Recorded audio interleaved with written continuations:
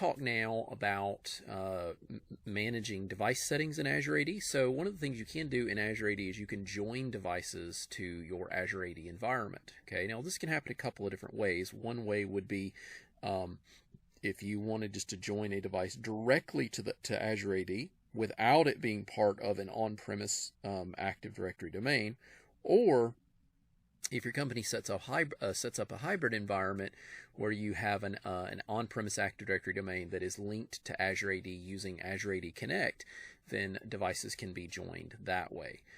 Now, in my case, I am sitting in front of a Windows 10 computer that is not joined to the Azure AD environment right now. So if I wanted to join my Windows 10 computer, I could. Now, keep in mind, I'm demonstrating this from a Windows 10 computer, but you could do this from Windows 11 as well. The steps are pretty much the same. Okay, so I'm just going to hit Start, and then I'm going to go to Settings.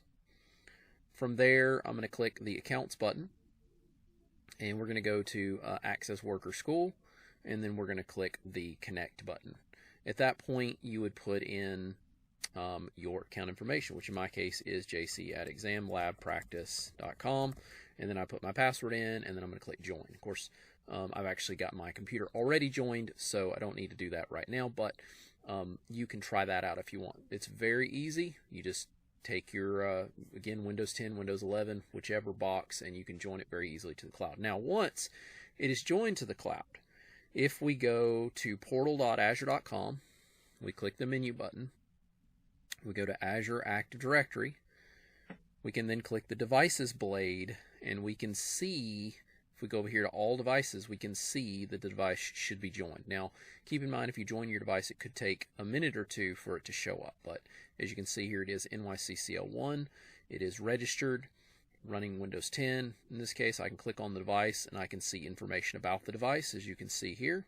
Okay, including if the device was using BitLocker encryption keys, you can actually recover in BitLocker encryption keys and all that. You can see if the device has been given any kind of associated with any roles, if it's associated with any administrative units, and from there you could also click on device settings, and you can specify, it says user may join devices to Azure AD if you want to allow that. Of course, right now it's set to all, so if you hadn't set that to allow a user to join it, the user wouldn't be able to join it to begin with.